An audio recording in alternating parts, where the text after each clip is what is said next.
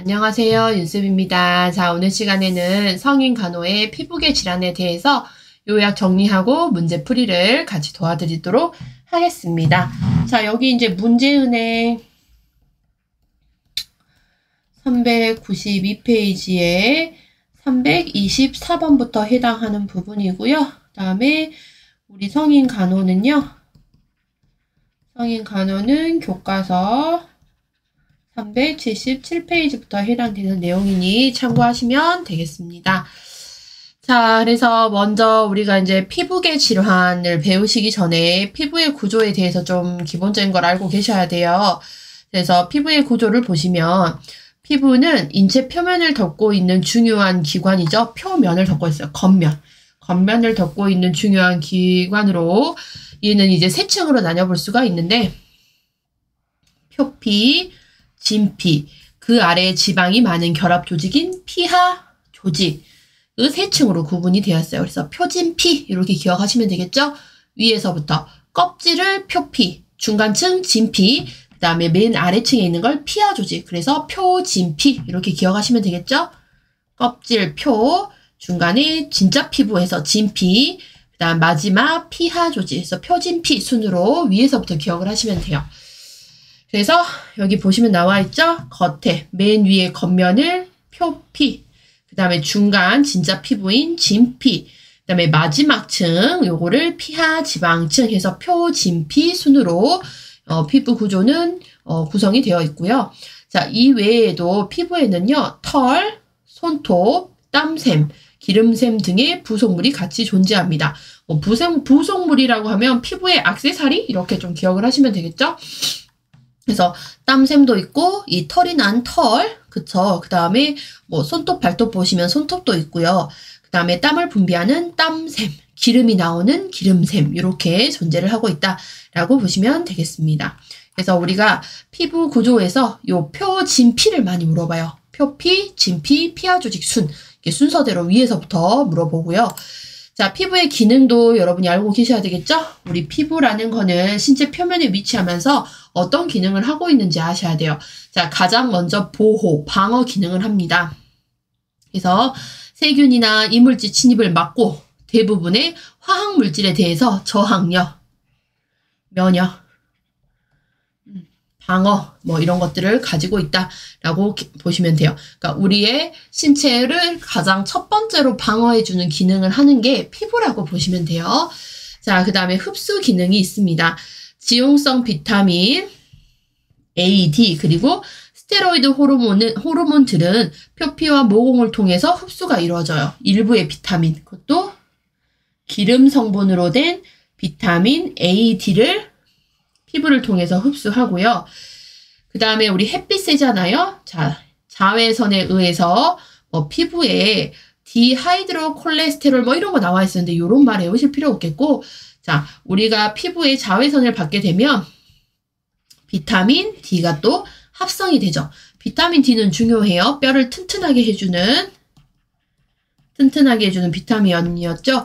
이 비타민 D를 합성할 수 있게 해주는 게 또 피부라고 보시면 되겠습니다. 그래서 이런 흡수 기능, 비타민도 흡수, 특히 지용성 비타민 A, D, 여기 비타민 A, D를 흡수하는 역할. 자, 그 다음에 감각 기능이 있어요. 통증, 접촉, 온도, 압력 등의 자극 등 감각 말당 수용기가 있어서 감각 작용을 합니다. 느낄 수 있게 해주는 거죠. 자, 그다음 수분 균형 유지를 하는데 수분과 전해질의 상실, 수분 증발을 막고 수분이 몸에서 날아가는 것을 막고요. 피하 조직의 건조를 예방합니다. 자, 그다음에 체온 조절 기능을 해요. 피부에 분포하는 혈관의 수축과 확장, 땀 분비, 털의 변화 등에 의해서 열을 방사, 전도, 대류 이런 방법을 이용해서 체온을 조절을 합니다. 그 다음에 배설을 하죠. 대표적으로 발한, 땀을 내므로써 수분과 전해질을 배설을 하죠. 우리 땀 맛을 보면 짠맛이 느껴지잖아요. 땀에 포함된 전해질, 우리 나트륨, 소금기 대표적으로 보시면 되겠고, 자, 지방을 피부 밑에 간직하는 또 창고의 역할을 하고 있는 게 피부의 기능이다 라고 보시면 되겠습니다. 자, 성인 파트 부분에서 피부계 문제가 나오잖아요. 피부계에서 문제가 나오면, 뭐, 피부에 보면 여러분, 접촉성 피부염도 있고, 아토피성 피부염, 대상포지 뭐 이런 것들이 있어요. 얘네들의 특징을 여러분 하나씩 보실 것이 아니라 중요한 건 뭐냐면 성인 간호를 물어봐요. 간호잖아요. 이런 피부계 질환이 발생을 하였다. 간호는 어떻게 할 것인가를 주로 물어봅니다. 간호에 대해서. 그래서 어떤 질환에 대한 특징들을 여러분이 외우시기보다는 얘네들의 공통적인 피부계 질환이 나타났을 때 특이적인 증상이 있어요. 대표적으로 공통적인 증상이 뭐냐? 소양증이거든요. 이 소양증이 있다. 다음 간호는 어떻게 할 것이냐? 이거를 주로 물어봅니다, 여러분. 그러니까 우리는 포커스를 여기다 줘야 돼요. 소양증. 그래서 피부계 질환에 대해서 특이적 증상, 대표적으로 소양증. 이게 뭐예요, 여러분? 가려움증. 가려움증이 있는 환자가 있다. 이 환자에 대한 간호로 옳은 것을 고르세요? 틀린 것을 고르세요? 이게 주로의 성인 간호의 출제 방향이라고 보시면 될 것 같아요. 자, 그래서 1번에 보시면 이제 소양증에 대해 설명을 드릴게요. 자, 소양증은요, 긁고 싶은, 그러니까 간지러움인 건데, 긁고 싶은 피부에 불유쾌한 감각이죠.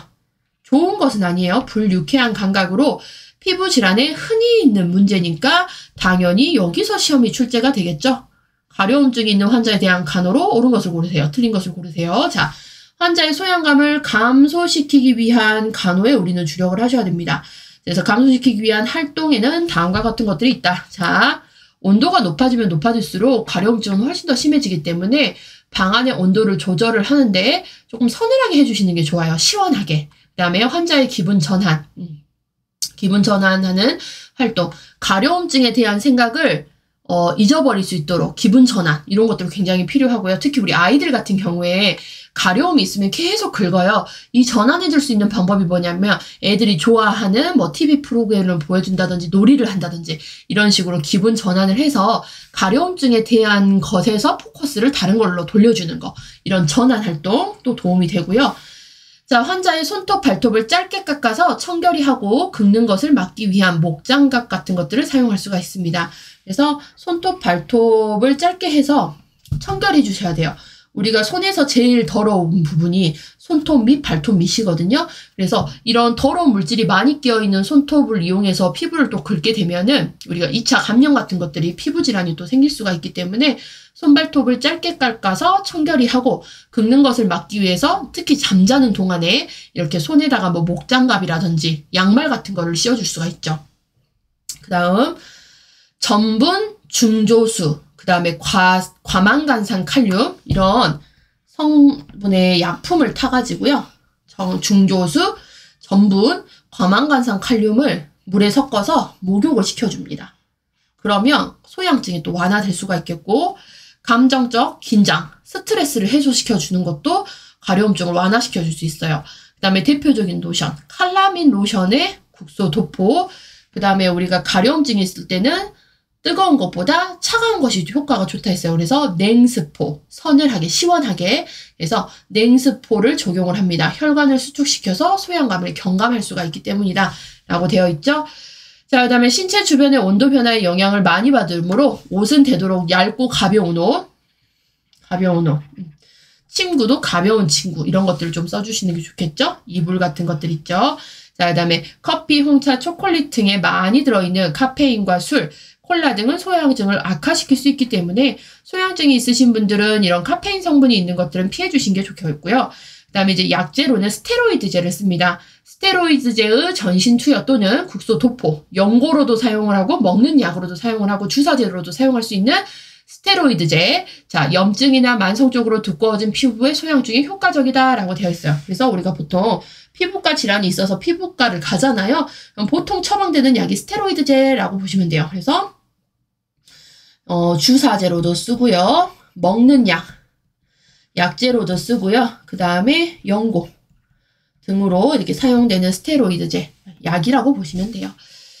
자, 그래서 우리가 소양증 완화 간호만 여기만 잘 알아두셔도요. 피부계 질환에 어떤 것들에 문제가 나왔을 때 충분하게 풀어나가실 수 있습니다. 자, 피부계 관련 질환 그냥 간단하게 보고 넘어갈게요. 피부와 관련된 질환에는 접촉성 피부염, 이게 이제 우리 흔히 알레르기 반응이라고 이야기하죠.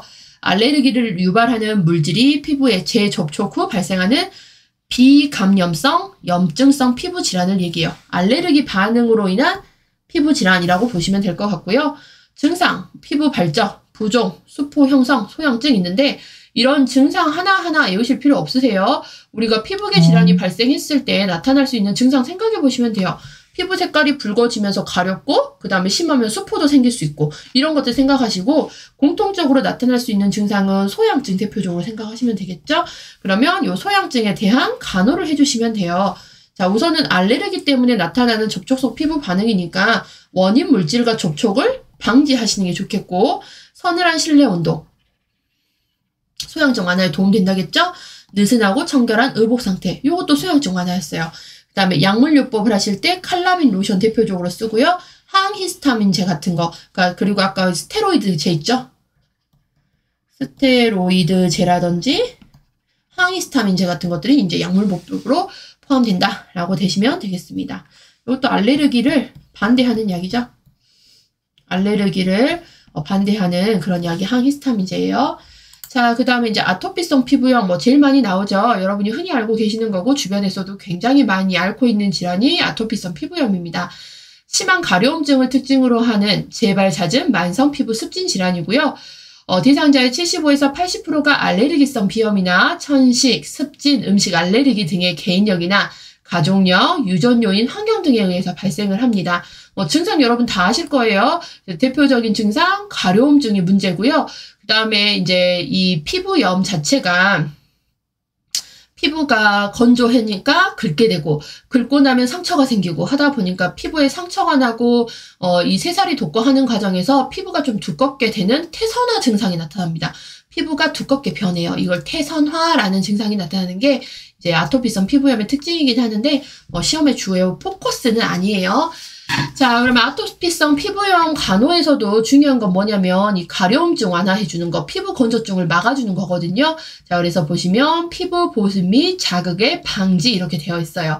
그래서 미지근한 물, 우리가 가려움증이 있을 때 너무 뜨거운 물, 따뜻한 물로 목욕하는 것이 아니라 미지근한 물로 목욕하고요.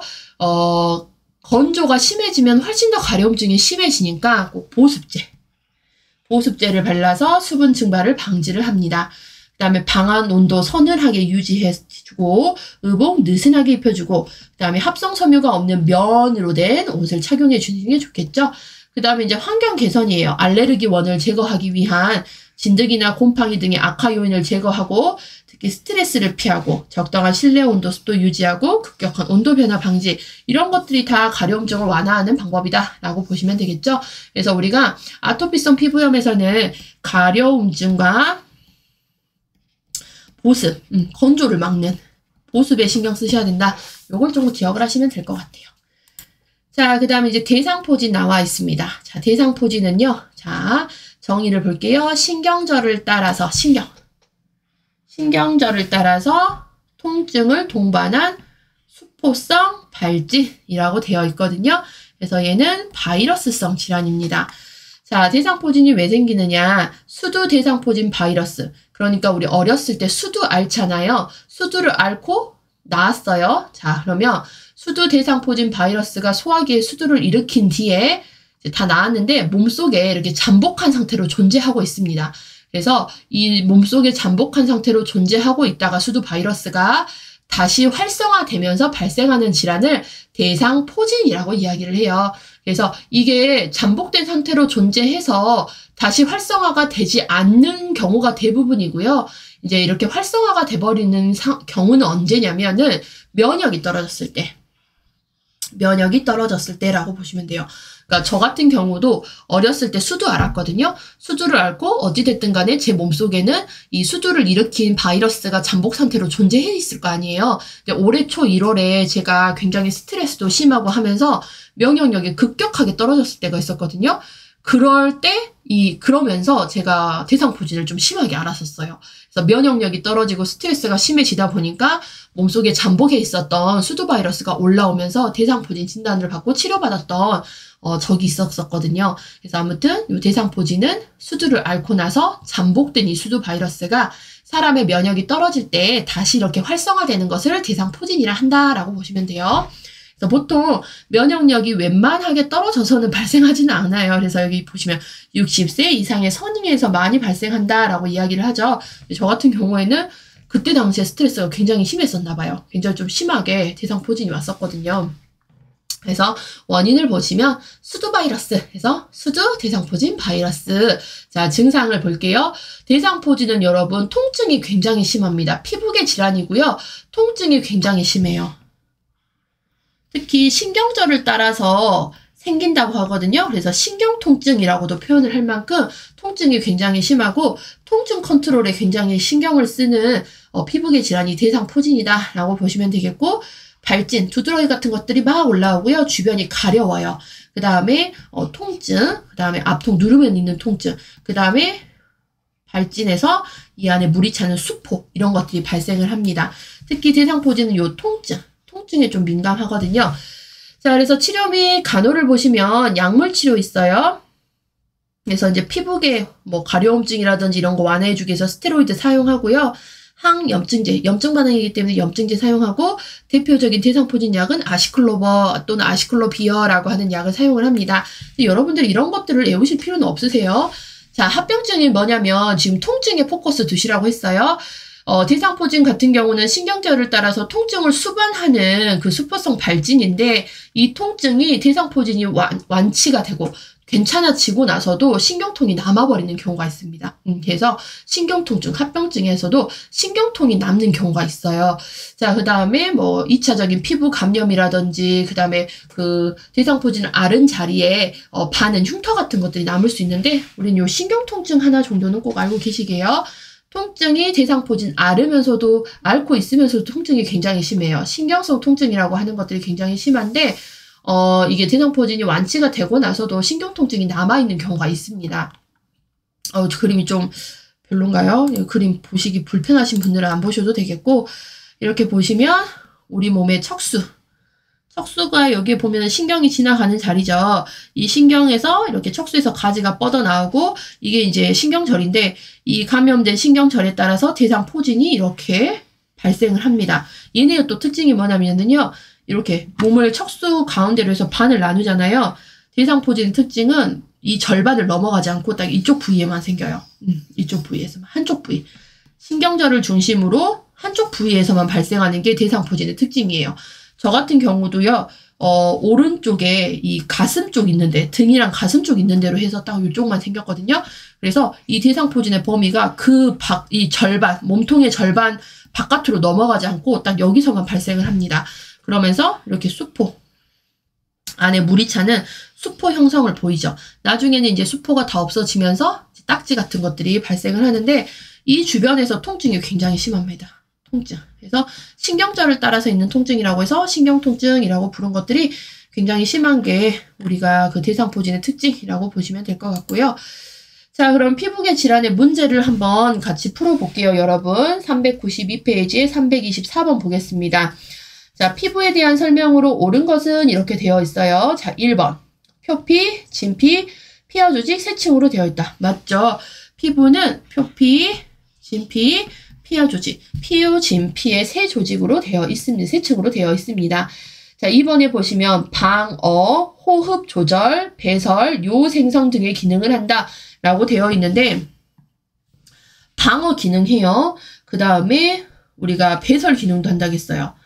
보호 방어 기능, 그 다음에 땀 같은 것들을 배설하는 기능을 하지만, 우리 피부가 호흡을 조절을 한다든지 요 생성 같은 것들은 하지 않습니다. 자, 3번에 보시면 체온 조절의 직접 관계는 기름샘과 한선이다 라고 되어 있는데, 체온 조절을 해요, 피부에서는. 근데 체온 조절은 피부에 분포하는 혈관의 수축과 확장에 의해서, 그 다음에 땀 분비에 의해서, 털의 변화 등에 의해서 방사존도 대류의 방법으로 체온을 조절하는 것이지, 기름샘과 한선에 의해서 하는 것이 아니다 라고 보시면 되겠고, 자, 4번 볼게요. 한선을 통해 피지를 분비한다. 여러분, 한선이라고 하는 거는 땀을 분비하는 선이에요.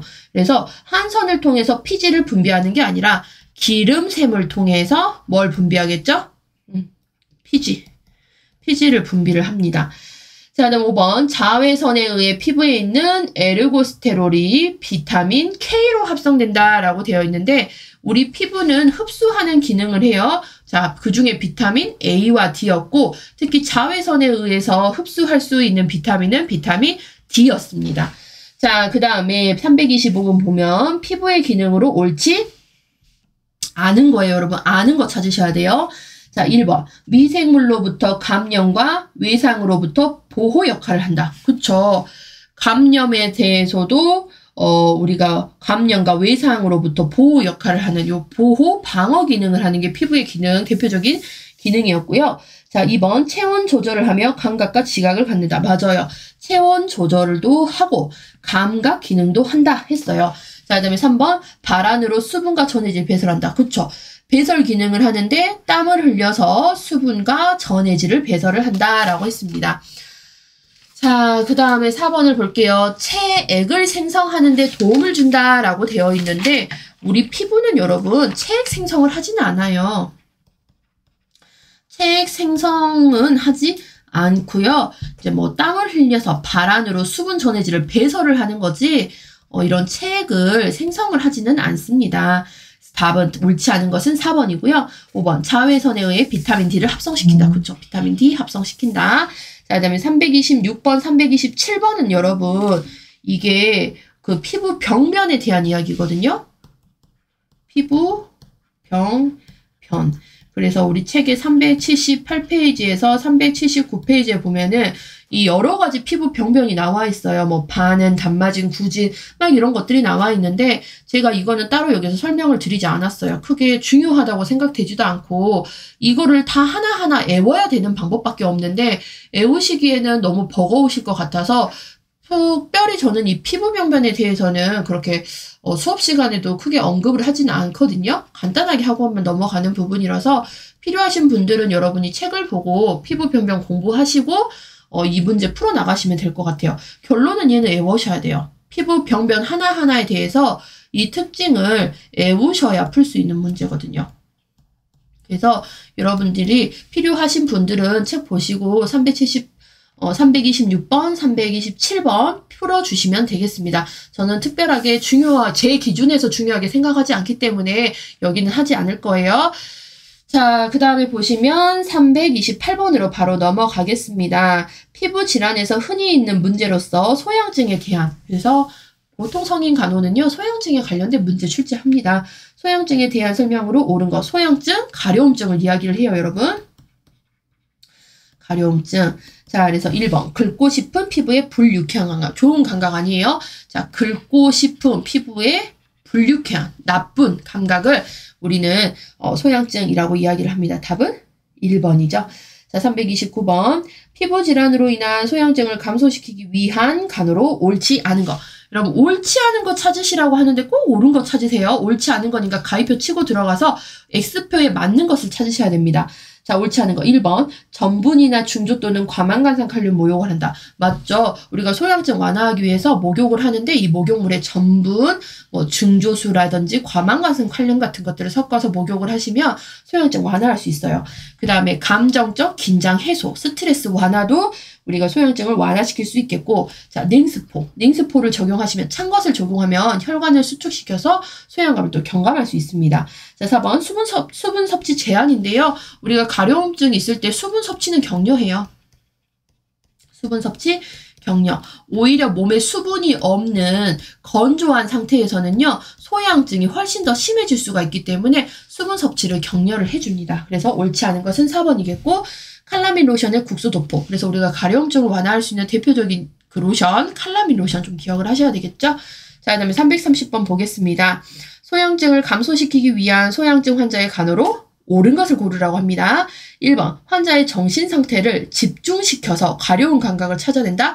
집중시키기보다는요, 환자의 기분이라든지 환자가 가려움증에 꽂혀 있는 것에 대한 것들을 기분을 좀 전환시켜 주시고 스트레스 해소시켜 주시는 거, 이런 것들이 중요하죠.